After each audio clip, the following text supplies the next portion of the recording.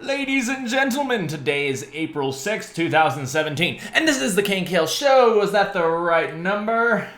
333, Easy Anatomy, featuring Fox Girls. Why does it say Fox Girls? Because we're going to be taking a look at some foxy ladies today. Hey there, baby, how you doing?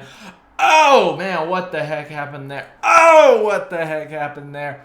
We're going to be talking about anatomy today, specifically in the armpits, ladies and gentlemen, and a little bit of, this is more for fun, but like figuring out how, if you notice that on Fox Girls, a common mistake that people make is that they draw the ear here and then they have ears on their head, and that bothers me a lot, which is what actually prompted this entire series. I was actually just sketching, and I was like, what would that actually look like if you took the hair? Because do you ever notice how when it's like a cat girl or a fox girl, their hair always covers the actual where the human ears would be. But if you lifted that up, what would it look like underneath? So that is what prompted today's thing today. And in the meantime, I was like, hey, well, let's draw her actually holding her hair up. And then there was armpits, and they're like, okay, I'm going to do a tutorial on armpits today. So it was a really roundabout, crazy thing. Before we get into our tutorial today, rest assured, I know I showed you something that was like super like crazy detail, but we're going to be breaking it down. We're going to be making it easy. So fear not. But before we actually jump into that, we need to take a stroll down a very special place, and that is, of course, the lovely lane. So journey with me over to tinyurl/KNKL Go ahead and click on the special link, and you will be dazzled by the amazing pieces that have been being submitted by you guys over on Facebook. I just noticed is that Mika?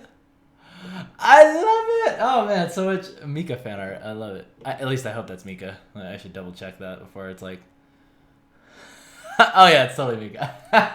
Okay, so moving on. For those of you who have not yet come out of your shells, please go over to Facebook, like the page, submit your art, and that could be you scrolling on by next week. Awesome Beauty and the Beast, by the way. That is probably my favorite thing that I've seen all week. You guys keep it up. Man, you guys are getting so good.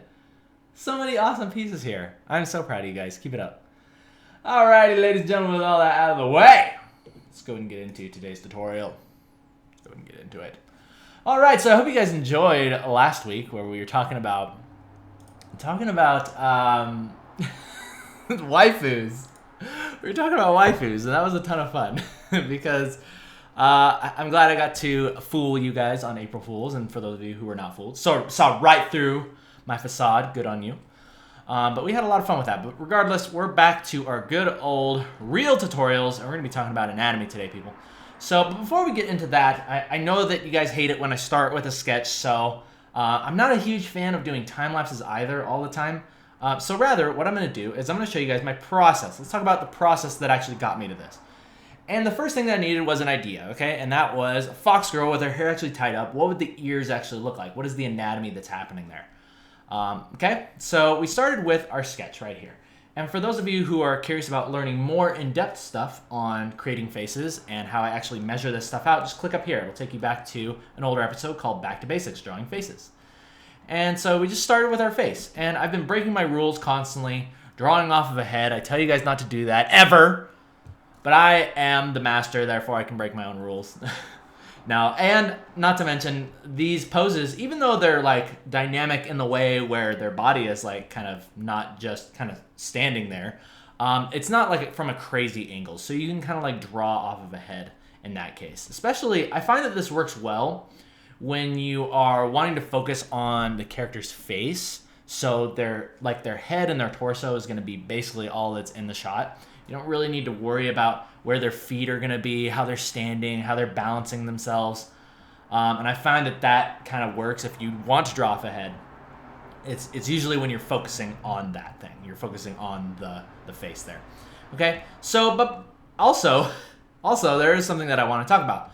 So the difference between this and this one and this one. I'm going to make a new layer here so that we can compare the two. Because I made some slight changes right here on the face. And you might be interested to know that, wow, look at how much those slight little changes really kind of up the character of the face. And that's something I've always been a fan of, is the subtleties in the face. And I want to bring your attention to specifically the eyes. And there was also some changes done in the lips. But I want you guys to, going forward, I want you to understand that so much of your character can be brought out in the minute details of the faces.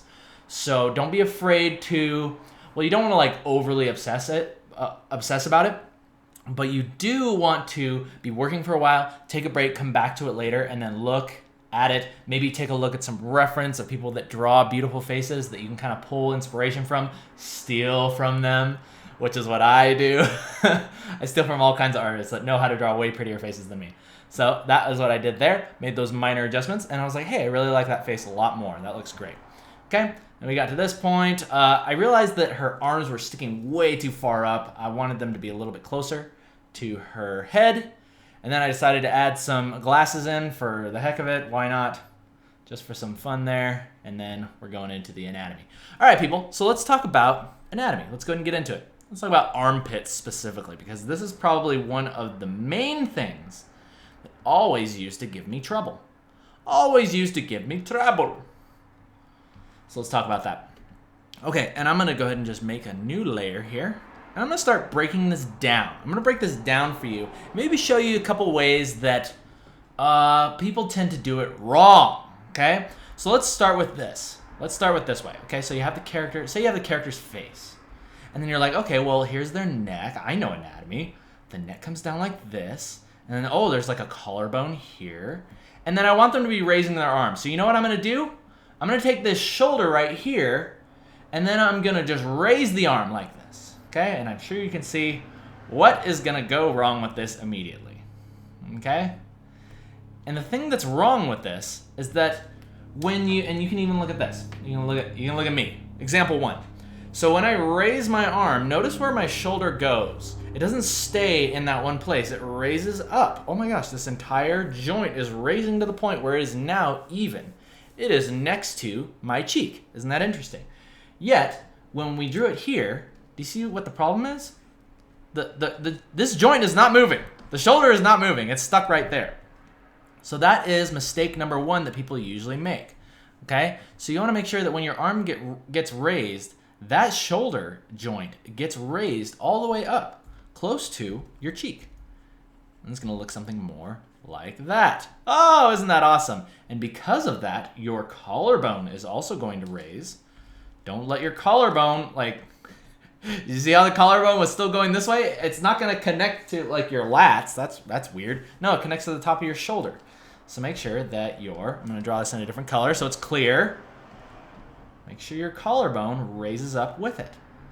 Make sure your collarbone raises up with it so it connects right there on your shoulder. Okay? Now let's go ahead and get into some of the fun stuff, and that is what happens to your pecs. What happens to your pecs and what happens to all your shoulder muscles. Easy ways to remember that. And for that, we're going to go ahead and pull up our scary looking dude here. Now, I put the skull on there because this is what I was referencing when I was doing the anatomy. Because specifically, I was wanting to know, okay, well, how does a fox or an animal skull look in order to accommodate their ears being on top of their head? And it's much different than a human skull. They have these open kind of orbit cases, right? Or these open eye sockets that rather than being fully enclosed right here, like a human skull, right? A human skull would be something more like this. See with the closed eye sockets? But animal skulls don't have that, or at least a lot of them don't. They're open right there. And I think that allows for all the intricate, I guess, like nerves and stuff to like go up to the ears. And on top of that, it allows the ears to actually exist, like be placed on top of the head. Okay? But then we're left with this interesting bone that comes out to the side. And I was like, hey, maybe that can replace where the ear goes. That bone can come out to the side and kind of bump out the cheek there. And there you can see, when we get rid of this, that's what's creating that little subtle bit of geometry. The dark secret that no one wants you to know. That weird deformation that would happen if there was an animal skull there. But we just hide that, right? We hide that with the hair. At least that's my interpretation. That's my theory. You guys come up with your own. So, but let's continue with this. Where was I going with that? We were talking about, oh yeah, we were going to start separating the muscle groups, okay? Because you look at this and you're like, oh wow, that's really detailed. And yeah, I can see all of these interlinkings, but how am I going to possibly remember all of that? I couldn't even remember this. I was literally looking at a model of like a 3D sculpture of like the musculature to make this happen.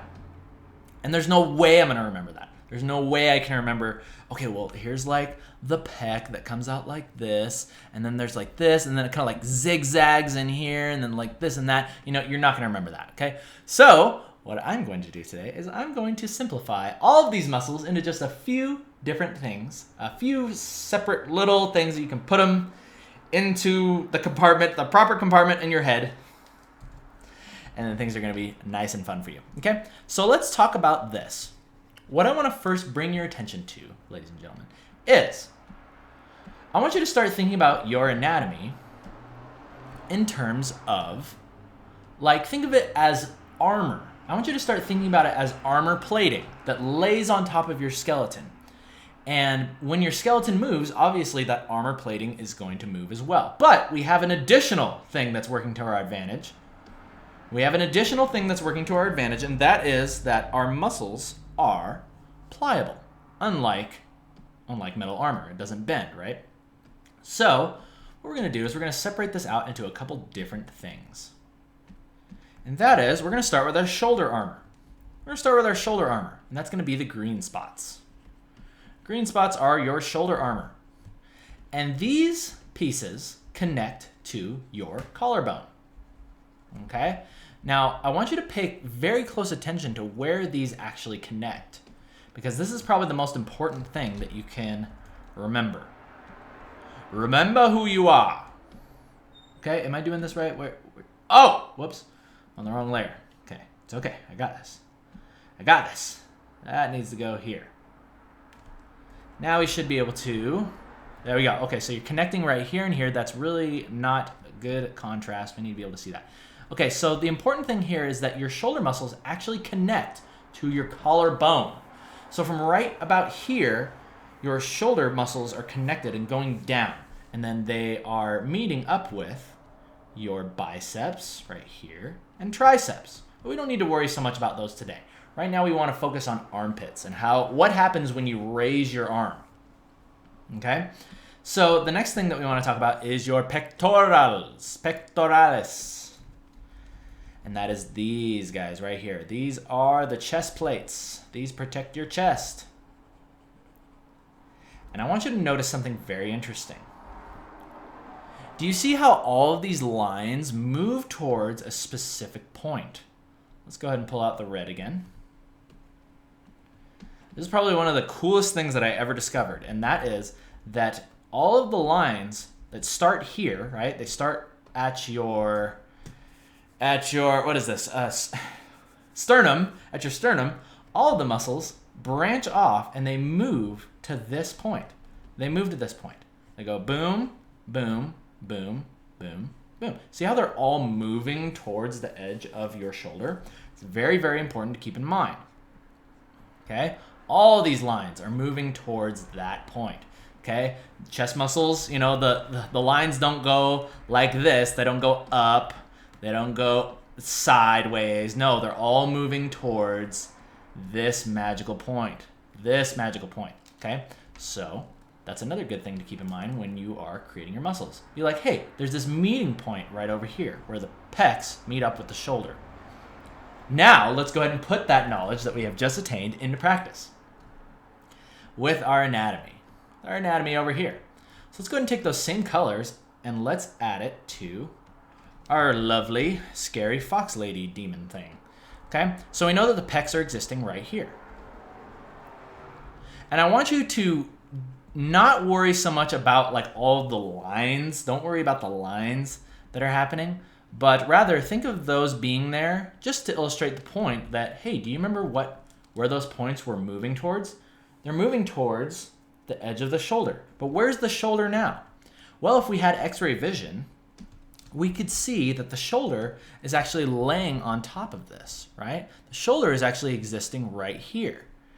And lo and behold, do you remember that special point? Remember that special point? It's right there. And look at where the chest muscles are being pulled to. They're being pulled right there. Ah, isn't that awesome? Okay, so we are on a good track. We're on a good start. Now, let's talk about the actual shoulder muscles. Where does it exist? Well, it's actually right there. The green represents our shoulder muscle. Might be a little bit there too. I think that's more of like a connecty bit that's underneath. Well, close enough. close enough. It's shoulder. It's I forget what muscle that is. It goes back. It connects to your back. It connects the shoulder to the back. But for the cases of this, or for the purposes of today's show, let's just call it all the shoulder. Okay. Same thing here. Look at the chest muscles over here. Where are these moving towards? Oh, look at that. All the lines are moving up towards this point. They're moving towards where the other shoulder is. Okay, you guys starting to get where I'm coming from? I hope you guys are getting this, because this really changed my life. It changed my life. And the same thing, and you can notice that the shoulders are, again, being pushed upwards. Look at the level that they're at. They're basically even with the cheek of our character, which if you do it for yourself, I mean, you can feel your shoulder, and look at that. It is actually even with your cheek. Yet if you set it down, it's nowhere near your cheek. It's down by your neck. It's down where you think it's supposed to be. Okay? So, the next thing that I want to talk to you guys about is the serratus anterior and where your arm is actually emerging from. Where it's actually emerging from. And for that, we need to go back to our diagram, because we got to talk about latissimus dorsi. And yeah, I think that should be good. We just need to talk about your lats. Lats will put us in a good position where we are ready to go to the final stage. So for the lats, let's go ahead and color them pink. Let's go ahead and color the lats pink. And the lats are your back muscles. Your back muscles that overlap. They overlap your serratus anterior. Now what the heck is that? What did I just say? Did I just sneeze? No. The serratus anterior is these little muscles. The little muscles that exist in here that connect to your abs and connect to your rib cage. Okay, so that's these little guys in here. So let's go ahead and move it over, put it into practice on the anatomy of our lady. Okay, where are we here? Okay, there we go. Okay, so the serratus anterior is these little guys. I'm sure you've seen these all the time. These little connecty bits, especially down here where they kind of crisscross. This is a very interesting point right here where they crisscross. And I'm still working on a good way to remember how this works, how the crisscrossing happens and where it happens. But it's not super important that you get it perfect. Because oftentimes you won't, like, in order for that to be showing, by the time you get to the skin and like the little layers of fat that are on top of it, you can't really see those muscles unless the character is like very, very lean.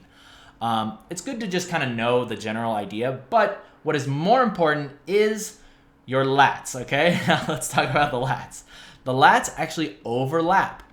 They overlap your serratus anterior and they connect underneath. They come from your back and they connect underneath. And this is going to get really important in about 2 seconds, okay? Because I'm going to tell you how all of this matters once you actually start laying the skin on, okay? Once you start putting the skin on, okay? So let's continue with that. Okay, so we got serratus, we got lats, and we got this little mystery muscle. I just kind of clump it in with the chest muscles. Again, that might be a completely made-up muscle. I don't know exactly what that is. But what is important is that it's there, okay? So, because there's all kinds of little connecty things under there. It's really strange. It's really strange what happens under there. But, again, important thing is that you keep in mind these shapes. Now, for the arm that emerges, it's important to note, I want you to pay close attention to the location of your lats and then the shoulder muscle. Now, notice how the lats come underneath and then the shoulder goes over, and in between is what emerges your arm. Your arm, and what color should we make that? Maybe we can make that yellow or something. Yeah, yellow. Oh wait, yeah, let's make it like this yellowish green. Why not? Because this is less important. In fact, don't pay attention to these muscles up here. They're probably not very accurate. So don't pay attention to that stuff. What is important today is that I wanted to show you guys the location and how it actually emerges. That way you can start thinking in terms of layers. And speaking of layers, let's go ahead and break this down even further. Okay, so I want to go ahead and remove these. I want to remove the lines in here because this is what I was talking about. I want you guys to start thinking in terms of plates, like armor that lays on top of your character or that lays on top of the skeleton of your character. And with that, you're going to have simplified anatomy. You're going to be able to move stuff around, and you're going to be able to remember how to draw armpits every single time, which is the most important thing. And then let's talk about the most important thing, which a lot of people don't go into. And that is how the skin lays on top of it and it looks when it's finished. Okay? Serratus anterior, we don't need to worry about any of that crap. Let's go ahead and get that out of here. All we need to know is that there's that general shape. And what's most important is to remember that the lats overlap it.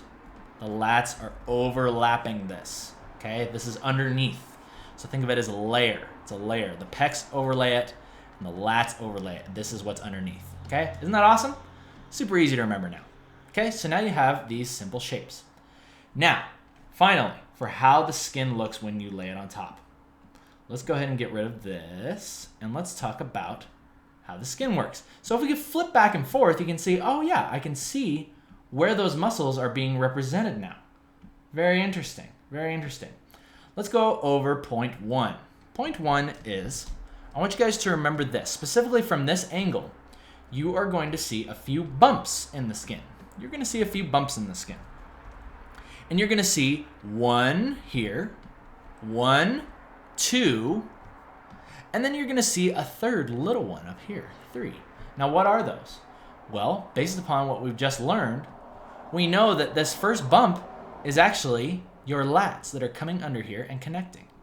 That's the first bump.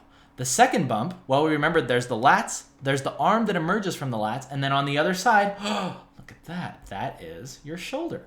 That's the shoulder muscle. And then this third one is actually your tricep. That is your tricep. There's a subtle little bump that this will make as it goes up, and it connects to your elbow. And that is your triceps. Again, pay less attention to number 3 because we have yet to go into the arm anatomy. But most important, I would always see people draw their backs and their character's arms raised, and they would be this bump 1, and then bump 2, and then maybe like a third one. But most importantly, these 2 bumps. And I was like, why are those there? It looks right, but why does it look right? Why does that look okay? And the reason is because they know their anatomy. They know what's going on, and now I've just shown you. So I hope that helps you guys out with that. Was there anything else that I wanted to talk about today? This is definitely going to be going an ongoing series because, I mean, I spent so much time on this freaking thing. I was like, there needs to be something else that we're going to do with this. So I'm thinking maybe as we go forward with this, we can talk about... we talked about anatomy. I was thinking about maybe doing clothing. Either she's going to be in like a bra with like lace on it and we could like learn how to do lace. Or maybe we could do like a t-shirt. Another thing I was thinking was like, because it kind of looks like Ari. I was thinking like maybe bedtime Ari, and she could have like a nightshirt, and then we can talk about how the cloth would lay across. Oh yeah, that's the last thing I want to talk about. Okay, how come the boobs are not a muscle? Okay, contrary to popular belief, the boobs are not a muscle. Okay, so don't draw the boobs as a muscle. They are fat deposits that lay on top of the musculature. Okay. So that's why Ari, or whoever this fox girl is, lost her chest once we went to the muscle stage. Okay? So, make sure you get that right. Now, the next thing that we want to talk about is, yeah, I think that was it. Yeah. So we're either we're gonna be continuing with this one way or another. We'll turn it into an awesome piece one way or another. I'm really actually happy with this, how it turned out. But yeah, we could go into hair. Look at all this awesome hair that's kind of sticking out here. There's tons of stuff that we can go into. But in the meantime, it's time to launch some question catapults! And we got some good ones today. Really good ones. Really, really good ones. Okay, so let's go ahead and get started. And you can submit your own questions at mz.com/KNKL. And with that said, let's go ahead and talk about this first one's coming in from JBF. Looking for some advice on what field to go into. Honest with myself, my strengths are geared towards the comic industry. Mostly, but my passion is mostly geared towards becoming a concept artist in the gaming industry. I love seeing well-executed comic art. The idea of seeing my work in a popular game would be awesome. Okay, so I totally get what you're talking about. You're thinking about, okay, I'm good at this one thing, but I really want to get good at this other thing and go into this field. And the best thing that I can say, and you're in luck, JBF, because I will say that learning to do comic work and stuff like that, just anything artistic in general, it's very, very fluid. It can easily be put into another aspect or a new area. So the fact that you know how to draw your comic book characters, you know how to stylize things, you probably know a little bit about anatomy and composition and all that stuff, that's going to be really handy with creating promotional art or doing concept art. In comics, you have to draw characters from every conceivable angle, the craziest stuff you would ever imagine. You think you're not going to be able to do a simple turnaround of a character for a 3D modeler? It's going to be super easy. So don't worry so much about being stuck at a crossroads, like you have to like choose one or the other. Feel free to pursue both. That's what I always did. Being versatile as an artist and having many different skills is always going to be a plus for you. So don't worry so much about that, JBF. And just let things come as they come. Just keep building your skills, and then that time will come. Okay? Next question coming in. Great question. I love you guys' questions. Especially the simple ones, such as, what is the best art advice you have ever received? All right, so that is an easy one, Arc Zeros. The best art advice I've ever received is that you don't have to be afraid to steal. Don't be afraid to just literally steal someone's idea. And that's going to actually come into, that's going to go into another question. In fact, let's go ahead and just jump into that. Speaking of stealing, Mindcore is saying, getting stolen your artwork ideas by showing up. Hi guys, first of all, I'm not a native speaker of English, so that's totally fine. I can totally get what you're saying. Mindcore, your art teacher is saying not to show your artworks because other artists in the same industry will steal your ideas and put it in their own artworks. I personally don't think they can even steal ideas. Why would anybody do that? And even if someone steals my art tricks, I was the one that could make it up and could do even more awesome ideas. Yeah, exactly. Okay, so again, going back to the best art advice that I've ever received is that look for people that are doing stuff better than you and then steal it, right? That is the best advice I've ever been given. Don't try to be unique. Don't try to be perfect. Don't try to just be this nice little person that never steals from anybody and you have your own unique style, because whether or not you want to admit it, you have stolen it. Whether or not you want to admit it, you've been influenced by things throughout your entire life, and that is what has created your style. Okay? So, Mindcore, your teacher was right. However, I don't think you should worry about having your ideas stolen, because if they're being stolen, then that means that you're doing something right. And as you said, yeah, you can just create new ones. You can create new ideas. And basically, if anybody this is the funny thing. This is my favorite thing, is that when people they steal too much, right? Because you don't want to steal too much. You want to steal from a bunch of different people. If you steal from one person and you copy their style exactly, then what you land yourself in is this position of, oh, that's the second rate this and that. That's the second rate blah, blah, blah. Oh, it's kind of like this one artist who I can tell they're definitely trying to be, but they're just not as good. And that's not good. It's a disservice to yourself. It's a disservice to everybody. It just makes you look kind of dumb. Okay, so the solution to that is steal from a bunch of people, right? That way when you clump it all together into your own style, nobody can tell, and then you're onto a good track. All right, that is my best art advice and my answer to that question. Last few questions, we're going to end on my favorite one, but this one is also good. DeviantArt dying dead. The answer is yes. ArtStation is way better. This one's coming in from Ken Trona, by the way. DeviantArt is just unfortunately not the best place to get exposure anymore. In fact, it was never really the best place anyway. It's still a good site to show your work, but I really like places like ArtStation. I haven't yet moved my stuff over to ArtStation just because I haven't really had time. It's not a priority for me. But I love ArtStation because you can post your work and you can post work in progress stuff. The way that they feature their artists on the front page is super awesome. I just like their whole layout. And posting stuff on forums, Reddit, all that stuff, that is the way that you get exposure nowadays. You don't just post it on your Instagram.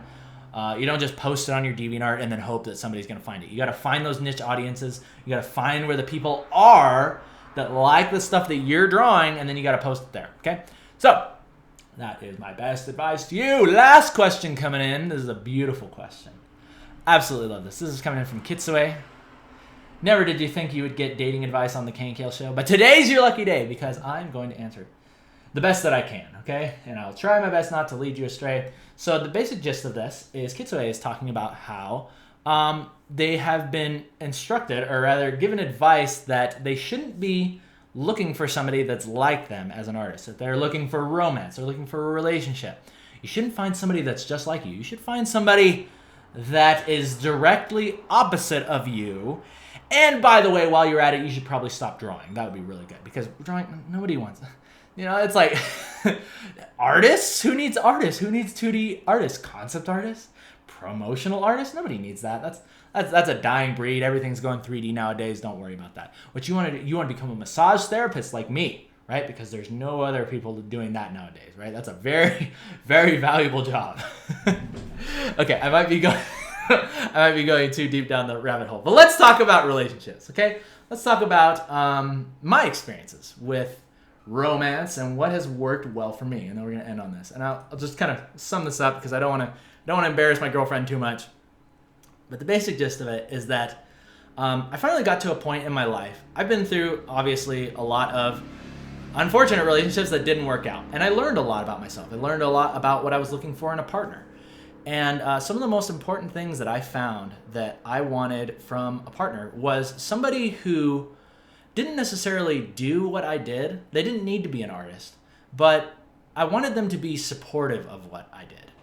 And I wanted them to be supportive of my dreams and my like my aspirations. But that sounds like really cheesy. What is the word? My I can't think of the word right now. But I wanted them to be supportive of me. And believe it or not, there were a lot of people that weren't. A lot of people would tell me, "Oh, you're not going to college yet. You're still doing that art thing. When are you gonna start going to college and start getting a degree? You gotta at least do your generals and just get some of that out of the way. Otherwise, you're gonna be super behind." You know, I'm going to college. I hope that you are too. You know, I just worry about you with this art thing. You know, and it just sucks. It just sucks to hear that. You got to have somebody that respects what you're doing, they respect your life, and is going to support you through that stuff. That's the most important thing. Somebody who doesn't believe in you, it's just not going to work. It's not going to work. And it's not so much about like somebody that believes in you. It's someone that respects the fact that you're just different than them, that you have different morals, that you have different values, you have different beliefs and dreams for where you want your life to go. And sometimes, depending on where each other wants to take their lives, sometimes that ends up not working out. And that's okay too.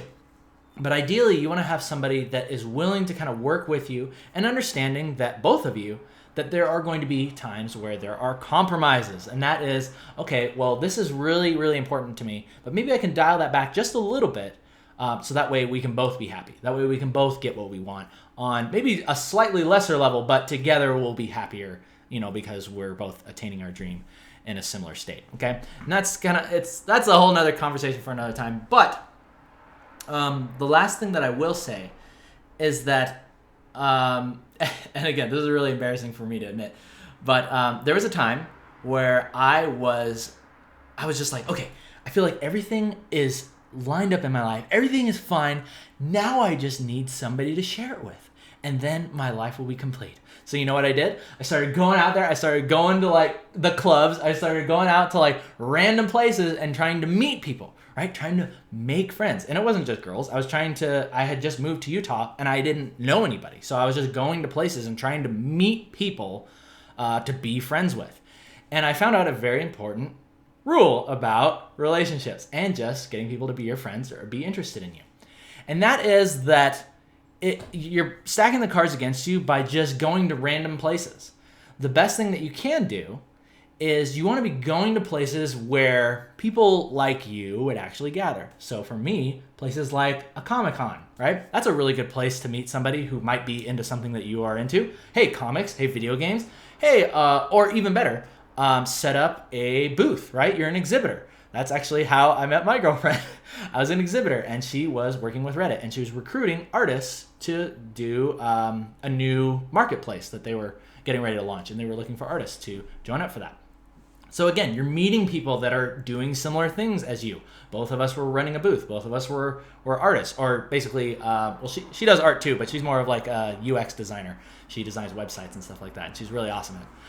But yeah, go places where people are doing the things that you want. Don't just go to like some dance club necessarily. Don't go to some like Burning Man thing. I mean, like you can meet people there and people are really nice. But actually, I've never been to Burning Man, so I can't really talk about that. In fact, I've heard Burning Man is really cool, and I would really like to go to that sometime. Yeah, the last thing. Oh, yeah. And going along with that, this is probably the most important advice that I can give you on relationships. And that is that the more you try to look for it, the less likely it's going to show up. Because when I met my girlfriend, I was finally at the point where I stopped trying to look around. Instead, what I did was I said, okay, I'm going to focus on myself. I'm going to focus on building my skills. I'm going to focus on building my career and my dreams. And I'm just going to become a person who is satisfied being by themselves, satisfied with who they are, proud of themselves, happy with themselves. They don't need somebody else to come around and say, oh, baby, you're the best ever. Oh, wow, you're the most amazing person I've ever met. It's like you already feel that inside about yourself. And it seems like once you get to that point, then all of a sudden people want to show up and be your friend. Then all of a sudden the people are showing up and be like, hey, can I hang out with you? Hey, you seem pretty cool. You're into this video game too? Well, hey, we should just like hang out sometime. It seems like it always happens when you stop trying to force it. So to sum all that up is that get yourself prepared. Get your crap together, so to speak. And then sure enough, when you don't need anybody to tell you that you're awesome, when you don't need anybody to validate you or show you that you're important or loved or any of that stuff, when you love yourself and when you feel okay by yourself, then all of a sudden you put yourself in a position where you seem to attract people. You seem to get to the point where people want to be around you. Okay? So that's my best advice. I know that was a super long-winded answer for you kids today, but it was an awesome question. I think you really deserved it. Alrighty, ladies and gentlemen, with all that out of the way, let's go ahead and end today. So if you'd like to take a look at this PSD for yourself, then just go ahead and click up here. It'll take you over to Patreon where you can download not only today's PSD, but all the other PSDs from the past. Take a look at all these layers. Go ahead and turn her into this freaky skeleton monster for yourself. Dissect them. Have some fun with that. And with that, ladies and gentlemen, we're going to go and end today's show. So thumbs up if you like it. Thumbs down if you don't. My speech has been off lately. I don't know exactly why. I've been like a little bit nervous about something. I don't know exactly what it is, but I'm going to figure it out. Thumbs up if you like it. Thumbs down if you don't. My name is Kienan Lafferty. You guys have yourself a great rest of the week. I'll see you guys next time. And until then, you guys take care. See ya.